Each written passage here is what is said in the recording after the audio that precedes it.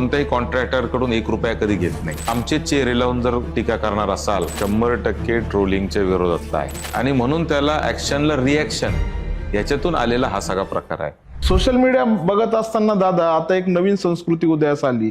काहीतरी नाच गाणे करणारे वेगळे व्यक्ती दाखवायचे आणि दुसऱ्या लोकप्रतिनिधीचा ज्यांना निवडून दिलंय त्यांना चेहरा करून दाखवायचा आणि ही गोष्ट सर्रासपणे दिसते. अगदी काही तुमच्या पार्टीकडचे पोस्ट असतात आणि काही विरोधी पक्षाकडून असतात.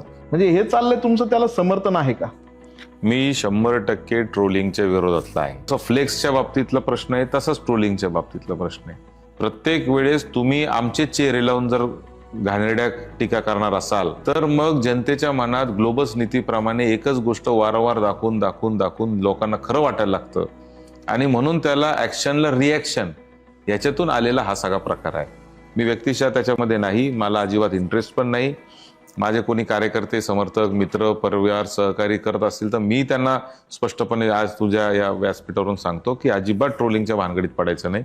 आपण आपलं काम करत राहायचं, सकारात्मक करायचं, पॉझिटिव्ह करायचं. लोक आहेत ना, लोक आज 50 वर्ष झाले आमच्यावर विश्वास ठेवून काम करतायत कारण आमच्या परिवाराने काही गोष्टीचे पथ्य पाळलेले आहेत. मी असं बोलणार नाही, परंतु मी एकमेव असा लोकप्रतिनिधी आहे, म्हणजे एकमेव शब्द वापरणं तसं हे होईल कारण असे अनेक असतील कदाचित, मला माहीत नाही. परंतु आम्ही कोणत्याही कॉन्ट्रॅक्टरकडून 1 रुपया कधी घेत नाही.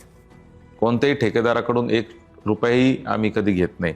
कोणत्याही बदलीचे किंवा सरकारी कामाचे पैसे घ्यायचे नाही. हे माझे काही तत्व मी ठरवून दिलेले आहेत. माझ्याकडे कोणी आलं तरी मी त्यांना स्पष्ट सांगतो की मी याच्यामध्ये भाग घेत नाही, माझं याच्यामध्ये लक्ष नाही. आणि या सगळ्या प्रेमापोटी लोक आमच्या परिवाराच्या पाठीशी उभे राहिलेले आहेत आणि म्हणून मला असं वाटतं की जनतेवर विश्वास ठेवावा. बाकीचं ट्रोलिंग वगैरे करण्याची काय आवश्यकता नाही.